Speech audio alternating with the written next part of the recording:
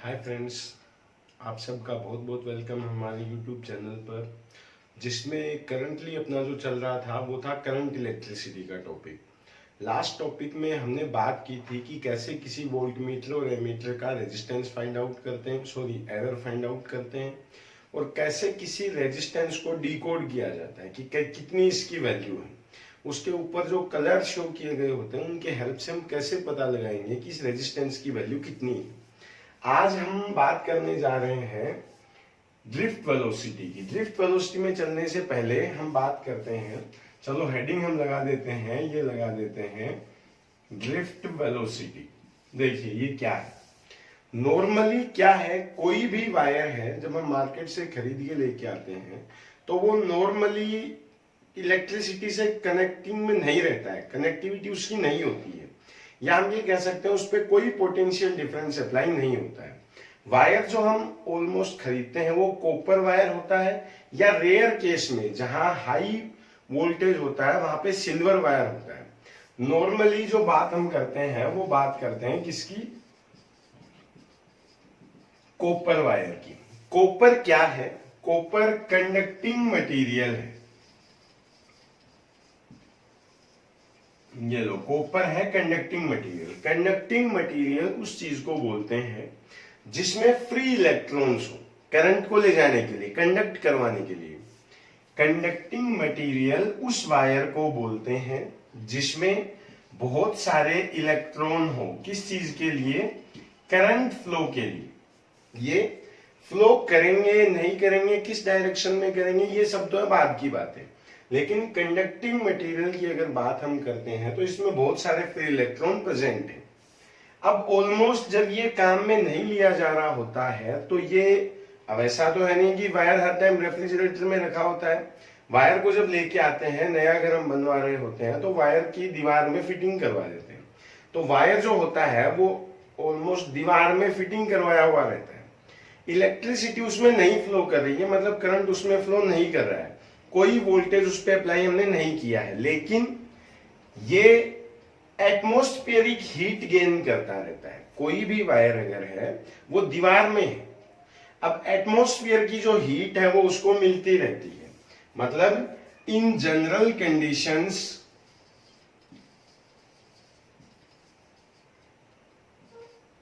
इसको atmospheric heat मिलती है। इस हीट को हम कैसे हीट बोल सकते हैं, एटमॉस्फेरिक। इस हीट की वजह से जो करंट फ्लो होता है वो कोई फिक्स डायरेक्शन में नहीं हो पाता है।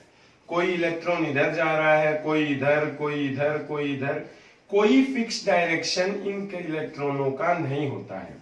सारे इलेक्ट्रॉन जिग जैग मोशन करते रहते हैं। जिग जैग मीन्स जो भी मन में आएगा उसी डायरेक्शन में चलते रहेंगे। अब अगर इन सबका एवरेज लिया जाए, एक इधर है, एक इधर है, एक इधर है, एक इधर, कोई इलेक्ट्रॉन इधर, कोई फिक्स डायरेक्शन यहाँ इनके पास में नहीं है। यहां अगर एवरेज इनका लिया जाए, किसका एवरेज लिया जाए, वेलोसिटी का। कौन सी वेलोसिटी का, जो किसकी वजह से मिली है, हीट की वजह से मिली है, थर्मल की वजह से मिली है। जो वेलोसिटी थर्मल की वजह से हो, हीट की वजह से हो, उसको थर्मल वेलोसिटी बोलते हैं। The velocity which is gained by thermal और heat, that is called as thermal velocity. तो अगर यहां हम एवरेज थर्मल वेलोसिटी की बात करते हैं तो ये जो है ये मिलता है 0। Average thermal velocity is always 0। और उसके पीछे रीजन क्या है कि कोई फिक्स डायरेक्शन इलेक्ट्रॉनों के पास में फ्लो करने के लिए प्रेजेंट नहीं होता है। तो ये एटमॉस्फेरिक हीट गेन करने के बाद में किसी भी डायरेक्शन में चलते रहते हैं। कोई फिक्स डायरेक्शन नहीं होने की वजह से अब जब इन सब का एवरेज लिया जाता है तो हमेशा कितना मिल जाता है, 0। ये थी नॉर्मल कंडीशन की बात। अब जब हम इस वायर से किसी बॉडी में, किसी ऑब्जेक्ट में करंट फ्लो करवाते हैं, मान लो हमने फैन ऑन किया, तो जैसे ही हम स्विच ऑन करेंगे जो करंट है वो फ्लो करेगा, किसमें, इस वायर में। तो अब हम इस वायर के ऊपर कोई इलेक्ट्रिक फील्ड या एक पोटेंशियल अप्लाई करते हैं। क्या करते हैं इस पे, when we apply an electric field और इलेक्ट्रिक पोटेंशियल। जब हम वायर पे एक इलेक्ट्रिक फील्ड या पोटेंशियल अप्लाई करते हैं तो क्या होगा, ये वायर है, ये इसमें इलेक्ट्रॉन्स हैं जिन पे कैसा चार्ज है, नेगेटिव चार्ज है। इलेक्ट्रिक फील्ड अप्लाई करने का मतलब या पोटेंशियल अप्लाई करने का मतलब है इस वायर का एक पॉइंट हम पॉजिटिव टर्मिनल से कनेक्ट कर दें और दूसरा कनेक्ट कर दें नेगेटिव टर्मिनल से। ये लो, मान लो हमने ई इलेक्ट्रिक फील्ड अप्लाई किया है। अब ये जितने भी चार्जेस हैं ई इलेक्ट्रिक फील्ड की वजह से अगर नेगेटिव है तो ये किस टर्मिनल की तरफ जाएंगे, पॉजिटिव टर्मिनल की तरफ। तो ये जो इलेक्ट्रॉन है ये सब चल देंगे इधर।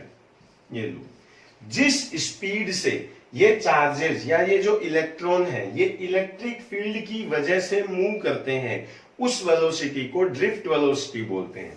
क्या हेडिंग थी अपनी, ये थी drift velocity. What is drift velocity? The velocity under the effect of electric field for a charge is called as drift velocity. क्या किया हमने, पहले इलेक्ट्रॉन किसमें था, रेस्ट में था, रुका हुआ था। जैसे ही इलेक्ट्रिक फील्ड अप्लाई करेंगे ये किसकी तरफ चल दिया, पॉजिटिव की तरफ। तो पूरे फिजिक्स में या कहीं भी कोई इलेक्ट्रॉन हो या कोई भी चार्ज अगर हो और वो इलेक्ट्रिक फील्ड की वजह से मूवमेंट करता है, इस वजह से जो उसकी वेलोसिटी होती है उसको बोलते हैं ड्रिफ्ट वेलोसिटी। तो यहां पहले इसको डिफाइन कर देते हैं, velocity of charges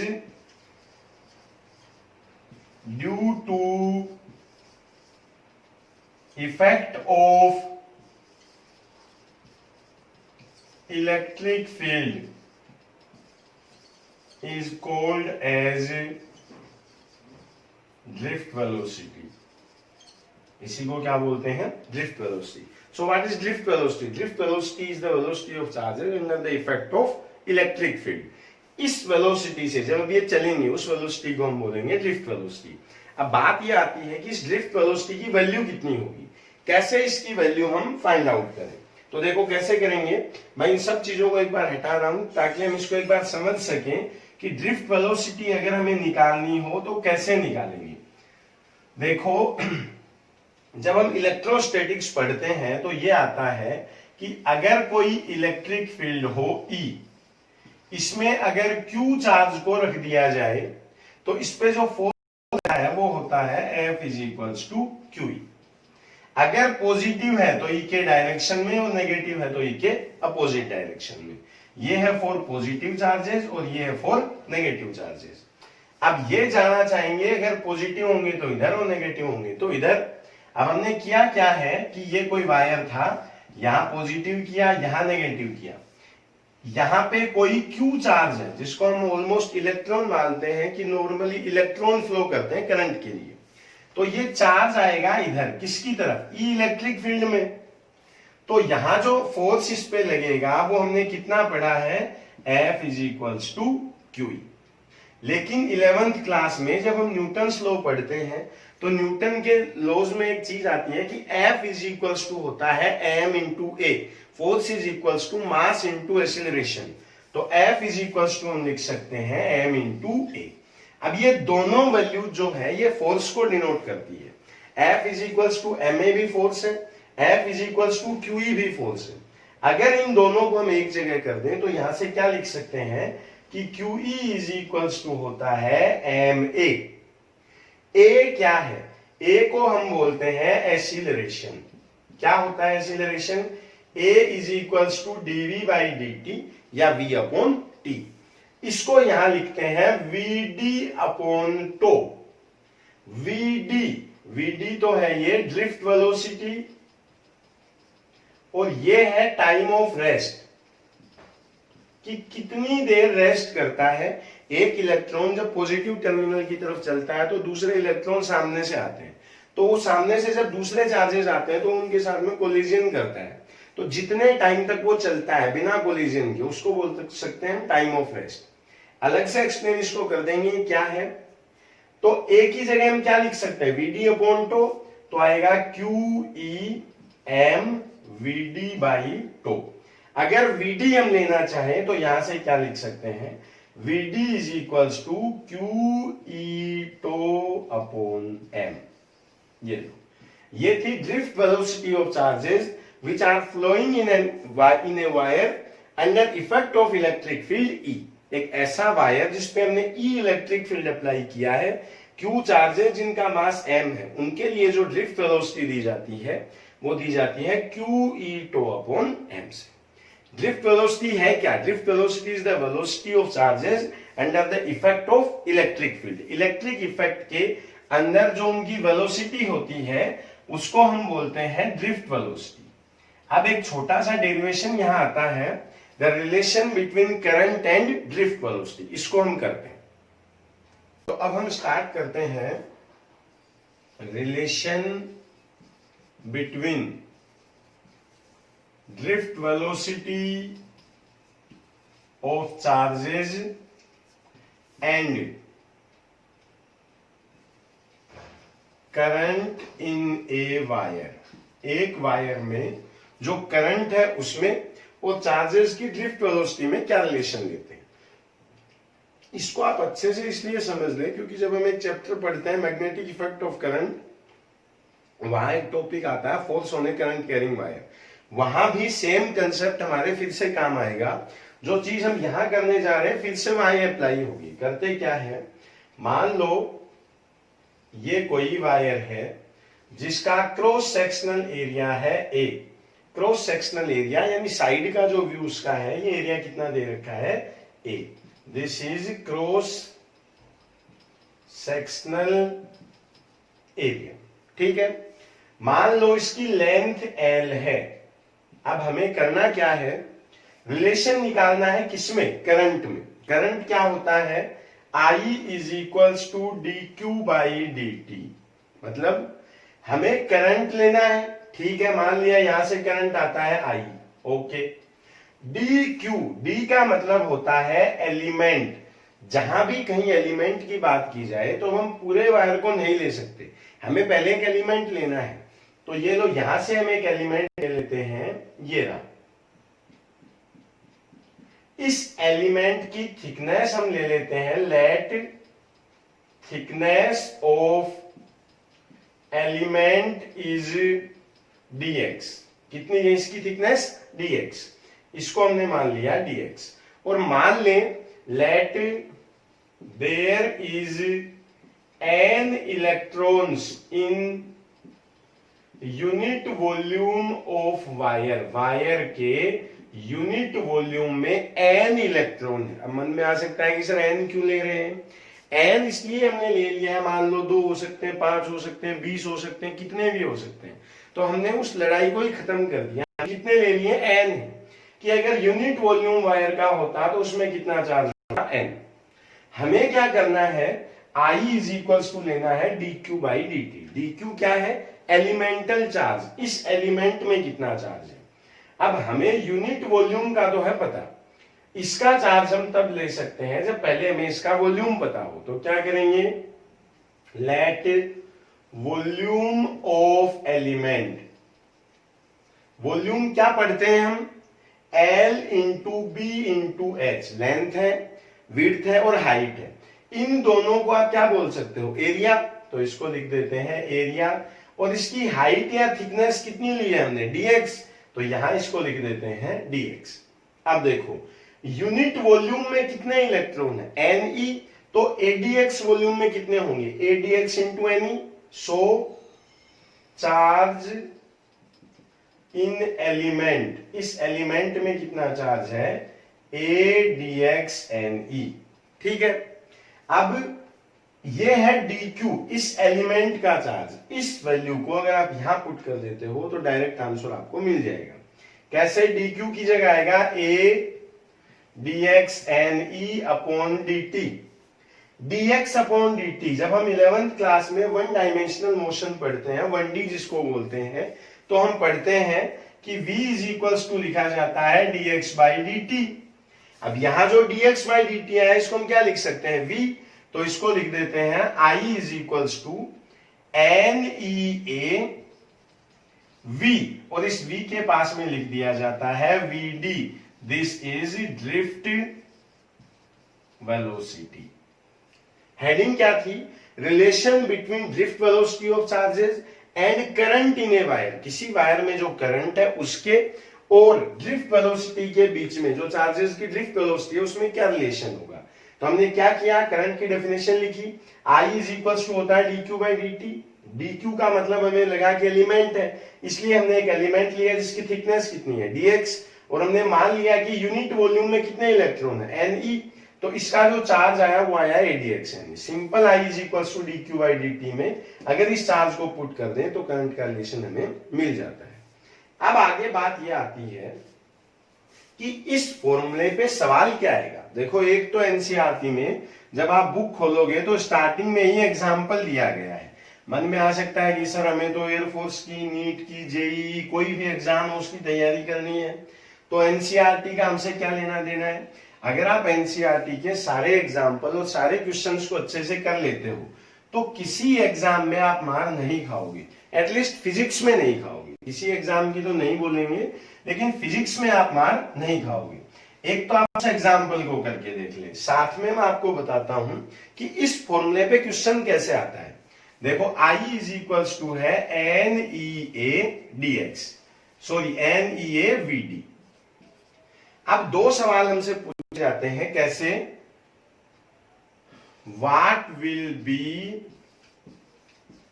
the effect on drift velocity if area of wire is doubled while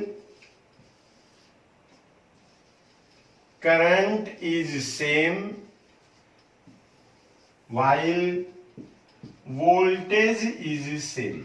question इस पे दो हमसे पूछे जा सकते हैं कि एक वायर है, उसके जो चार्जेस हैं उनकी ड्रिफ्ट वेलोसिटी में क्या चेंज आएगा अगर, पहला है एरिया को हमें डबल करना है, किस चीज को लेते हुए, करंट को कांस्टेंट रखना है, दूसरा हमें वोल्टेज को कांस्टेंट रखना है। तो देखो यहां से फॉर्मूला आता है VD is equal to I upon NEA। N है नंबर ऑफ इलेक्ट्रॉन जो चेंज नहीं होंगे, E चेंज नहीं होगा। अब अगर ऊपर बोलता है करंट इज सेम, तो जो चीज सेम होती है किसी फॉर्मूले में उससे कोई इंपैक्ट आगे नहीं आता है, तो ये भी कोई इंपैक्ट इस पे नहीं डालेगा। तो VD is inversely proportional to दे सकते हैं एरिया। अब क्या था, इफ एरिया इज डबल्ड, अगर एरिया को आप डबल करते हो, एरिया डबल होगा तो VD क्या हो जाएगा, इसकी जगह अगर 2 आ जाए तो 1/2, तो जो नया VD होगा, नई ड्रिफ्ट वेलोसिटी होगी, वो पहले से क्या हो जाएगी, हाफ। अगर आए वोल्टेज इज सेम, अब देखो फॉर्मूला है VD is equal to I upon NEA, ठीक है। वोल्टेज इज सेम, जिस चीज को सेम किसी फॉर्मूले में दिया जाता है तो जब सोल्व करते हैं तो उसका खुद का फॉर्मूले में आना जरूरी है, यहां कहीं वोल्टेज नहीं। तो एक फॉर्मूला हमने पढ़ा था V is equal to IR, या I की जगह पे हम क्या पढ़ सकते हैं, V अपॉन R। तो I की जगह हम लिखेंगे V अपॉन, और ये रहा R। वोल्टेज इज सेम, तो वोल्टेज सेम है, ये गया, ये गया और ये गया। अब आ गया रेजिस्टेंस। याद होगा रेजिस्टेंस पे हमने एक फॉर्मूला पढ़ा था L/A की रेजिस्टेंस लेंथ के डायरेक्टली प्रोपोर्शनल है और एरिया के इनवर्सली प्रोपोर्शनल है। इसको अगर यहाँ पे हम पुट कर दें तो VD इज इक्वल टू आएगा 1 अपॉन एरिया, और ये L/एरिया, एरिया से एरिया कैंसिल, तो VD अब इज इक्वल टू बच गया L। हमें चेंज किस में करना है, area of wire is double.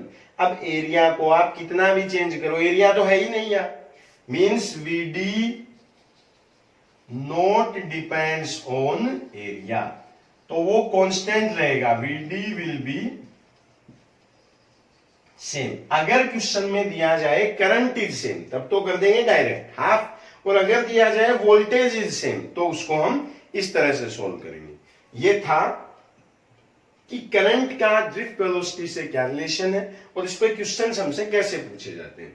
ये थी ड्रिफ्ट वेलोसिटी। अब एक दो छोटी मोटी डेफिनेशंस बच गई है, जैसे करंट डेंसिटी क्या होती है या मोबिलिटी क्या होती है। अब हम एक्सप्लेन करेंगे इन चीजों को। तो पहले हम समझेंगे कि करंट डेंसिटी क्या है।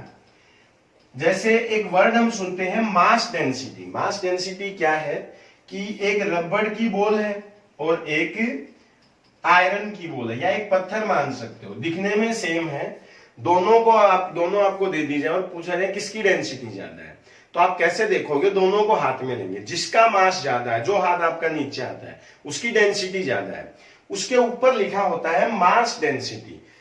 जिसका मास ज्यादा हो, ऐसी डेंसिटी जो मास पे बेस्ड है, वो मास डेंसिटी है।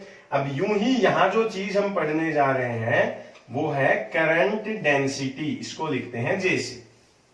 J इज इक्वल्स टू होता है I अपॉन ए, किसी वायर के यूनिट एरिया से जो करंट जा रहा हो उसको करंट डेंसिटी बोलते हैं। डेफिनेशन किसी भी चीज की कैसे बनाते हैं, नीचे जो कुछ दिया गया हो उसको 1 मीटर स्क्वायर कर देंगे, तो J इज इक्वल्स टू क्या बचता है I, तो क्या लिखेंगे? The current which is flowing through unit area of wire is called as current density। ठीक है, J इज इक्वल्स टू होता है I अपॉन ए। अगर पूछ लिया जाए इसकी यूनिट क्या है, तो I फॉर क्या होता है एम्पियर, ए फॉर क्या होता है एरिया या मीटर स्क्वायर, तो इसकी यूनिट क्या है एम्पियर बाई मीटर स्क्वायर। अब क्वेश्चन हमसे दो चीजें पूछी जाती है कि मान लो ये कोई वायर है जिसका क्रॉस सेक्शनल एरिया अलग अलग है, यहां पे क्रॉस सेक्शनल एरिया बोल दे 1, यहां पे बोल दे 2 और यहां पे बोल दे 3। यहां करंट मान ले I1, यहां करंट मान ले I2 और यहां करंट मान ले I3। यहां करंट डेंसिटी हम मान ले J1, यहां मान ले J2 और यहां की करंट डेंसिटी को मान ले J3। अब क्वेश्चन क्या है, what is the relation between I1, I2, I3, J1, J2, J3। मैं इनको हटा रहा हूं इधर से। यहां तक हमने ये बताया है कि करंट डेंसिटी क्या होती है, J इज इक्वल्स टू होता है I अपॉन ए। इसको हटा देता हूं। अब देखो ऐसे क्वेश्चन में अगर हमसे रिलेशन पूछा जाता है करंट डेंसिटी के लिए, J के लिए, तो J इज इक्वल्स टू क्या था I अपॉन ए। जहां एरिया ज्यादा है वहां पे J क्या रहेगा कम, एरिया ज्यादा कहां है यहां है, तो सबसे कम J3 होगा, फिर J2 होगा और सबसे ज्यादा क्या होगा J1 होगा। तो अगर बात की जाए J की तो सबसे ज्यादा J1 है, फिर J2 है और फिर है J3। अब अगर करंट का हमसे पूछ लिया जाए, मान लो कोई पाइप है मोटर से कनेक्टेड है, उसमें 1 सेकंड में आप 10 लीटर पानी डालते हो, एग्जॉस्ट जहां पे है, जहां से पाइप में से पानी बाहर निकलता है, क्या वहां से 20 लीटर फ्लो कर सकता है? क्या ऐसा पॉसिबल है कि 5 लीटर फ्लो करे बाकी पाइप अपने पास में रख ले? नहीं होगा। जितना वाटर आप किसी पाइप में, चाहे उसका क्रॉस सेक्शनल एरिया आगे कितना भी चेंज होता हो, मोटर जितना पानी अगर आगे भेजती है वो सारा बाहर आता है, जिसको बोलते हैं कंटिन्यूटी इक्वेशन, कि इनलेट वैल्यू आउटलेट वैल्यू के क्या होती है इक्वल। तो यूं ही यहां से अगर 6 एम्पियर करंट आता है तो यहां भी कितना होगा 6 एम्पियर होगा, और यहां भी कितना होगा 6 एम्पियर होगा। तो करंट जितना एंटर करता है उतना ही बाहर आता है। इसलिए अगर करंट की बात की जाए तो इसको लिखा जाता है I1 is equals to I2 is equals to I3। तो अगर बात की जाए करंट की तब तो लेंगे सेम, और अगर हमसे बात की जाए करंट डेंसिटी की तो जहां एरिया ज्यादा है वहां करंट डेंसिटी कम होगी, और जहां एरिया कम है वहां करंट डेंसिटी ज्यादा, और जहां एरिया ज्यादा है वहां करंट डेंसिटी कम होगी। अब हमने बात की थी मोबिलिटी की, किसकी? मोबिलिटी। तो नेक्स्ट टॉपिक स्टार्ट करते हैं, मोबिलिटी। देखिए मोबिलिटी क्या है, इसको हिंदी में आप सुनना चाहें तो इजीली समझ पाएंगे। मोबिलिटी को हिंदी में बोलते हैं गतिशीलता, मतलब चलने का nature. The tendency to move is called as mobility. क्या है? The tendency to move is called as mobility. तो इसको डेफिनेशन हम यहां लिख देते हैं, टेंडेंसी टू मूव और ability to move is called as mobility. इसको क्या बोलते हैं हम? मोबिलिटी बोलते हैं। म्यू से इसको शो करते हैं। सवाल उठता है कि किसकी ज्यादा होती है, इलेक्ट्रॉन की ज्यादा है या प्रोटॉन की ज्यादा है? मोबिलिटी किसकी ज्यादा है, इलेक्ट्रॉन की या प्रोटॉन की?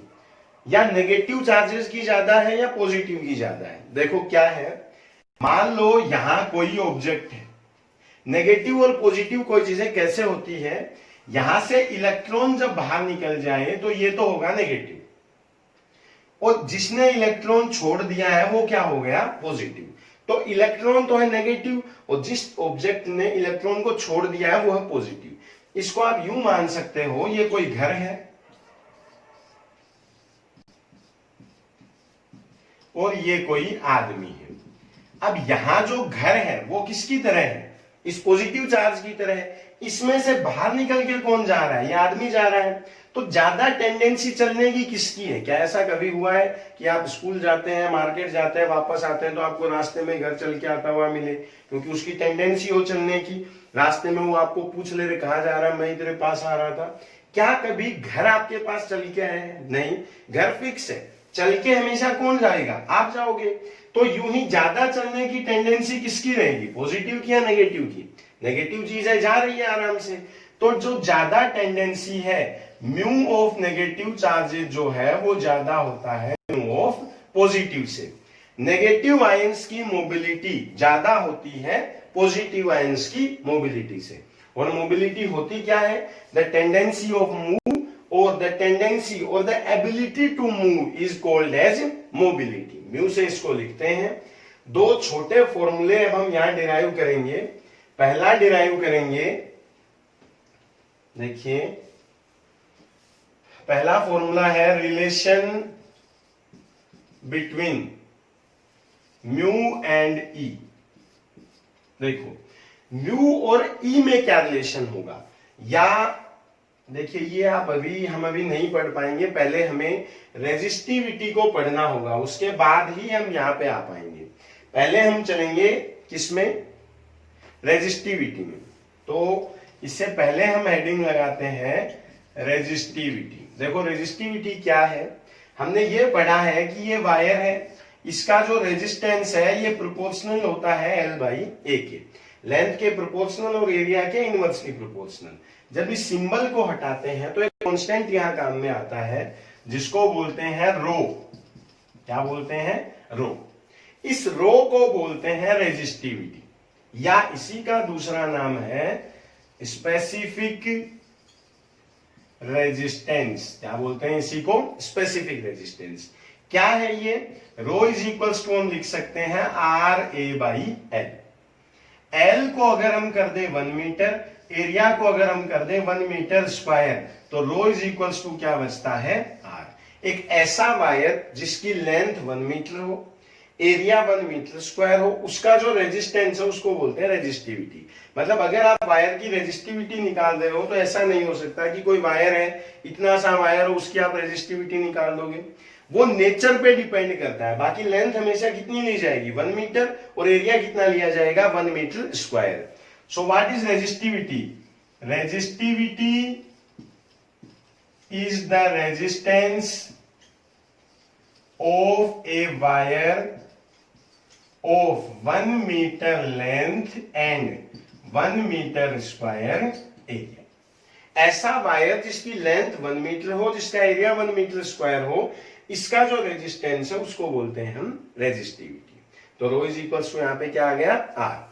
अगर यूनिट इसकी लेना चाहे तो रेजिस्टेंस को हम लिखते हैं ओम से, एरिया होता है मीटर स्क्वायर और लेंथ होती है मीटर में। तो 1 मीटर से 1 मीटर काट दें तो जो रो की यूनिट है वो होती है ओम इंटू मीटर।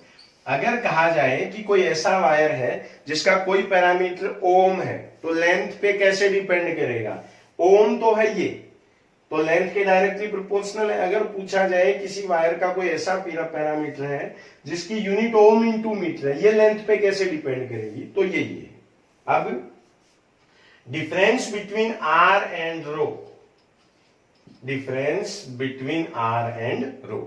पहली चीज क्या है, R is proportional to L upon A, लेकिन जो रेजिस्टिविटी है उसके लिए लेंथ कितनी होनी चाहिए, 1 मीटर, और एरिया कितना होना चाहिए, 1 मीटर स्क्वायर। तो क्या कहा जाएगा, बट इसको हटा देते हैं, rho does not depend on L and A, length और एरिया पे डिपेंड नहीं करता है।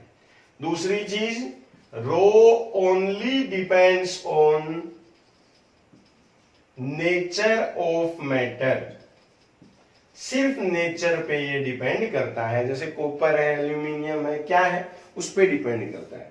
चैप्टर में एक दो चीजें भी बच गई है, जैसे अभी एक दो तो हमने रिलेशंस की बात की थी, उनको समझेंगे, कंडक्टिविटी क्या होती है ये समझेंगे, ज्यादा लंबा चैप्टर को यहाँ नहीं खींचेंगे, एक क्लास हार्डली इस पे हमें और लेनी होगी, जिसमें effect of temperature on resistance पढ़ेंगे, कंडक्टिविटी पढ़ेंगे, और वो जो एक दो डेरिवेशन बच गए उनको कंप्लीट करेंगे। अगली क्लास में करंट इलेक्ट्रिसिटी का चैप्टर हम खत्म कर देंगे, रिवाइज करते रहें, इसके जस्ट बाद हम एनसीईआरटी सोल्व करेंगे और फिर नेक्स्ट चैप्टर में चलेंगे। Take care, bye.